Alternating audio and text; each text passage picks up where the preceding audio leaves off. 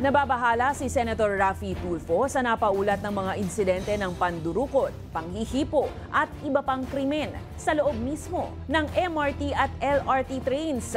Kaya naman iminumungkahi niya na magpakalat na ng mga pulis sa loob ng mga bagon.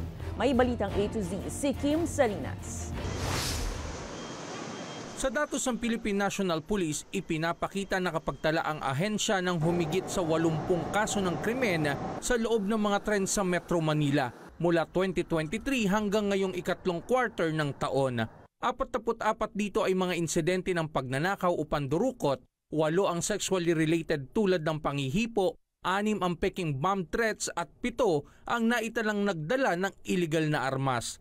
Ito ngayon ang basihan ni Senator Raffy Tulfo kung bakit nais niyang paigtingin ang presensya ng kapulisan sa Kamaynilaan, partikular na sa mga LRT at MRT sa istasyon man o sa loob ng mga bagon. Giit pa ng senador, ginagawa na raw ito ng PNP bago magpandemya. Hati naman ang reaksyon ng publiko patungkol dito. Marami kasing medyo violent sila pagka nasisiksik or tapos meron din na yung nagnanakawan, mga ganun. Or dahil overcrowded siya, yung safety na baka hindi na siya kaya ng bagon. Meron minsan. Tapos may mga K9 pa nakasama.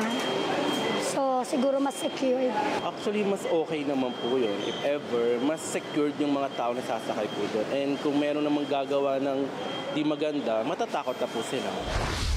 Bagamat pabor dito ang National Capital Region Police Office, dumipensa naman sila na tumutugon din daw sila sa mga insidente ng kriminalidad sa mga tren. On the item sexual harassment and pickpocket inside the station, nagpakalat na tayo ng maraming pulis. It started with, of course, accounting with this station and in-account natin with cellphone numbers of those police personnel actually deployed with the team leaders. Pabor din umano ang pamunuan ng PNP na magsakay ng mga sibilyan o naka-uniforming kapulisan sa bawat tren para mapigilan ang mga mapagsamantala at masiguro ang seguridad ng mga mananakay sa kanilang mga biyahe. Para sa Balitang A to Z, Kim Salinas.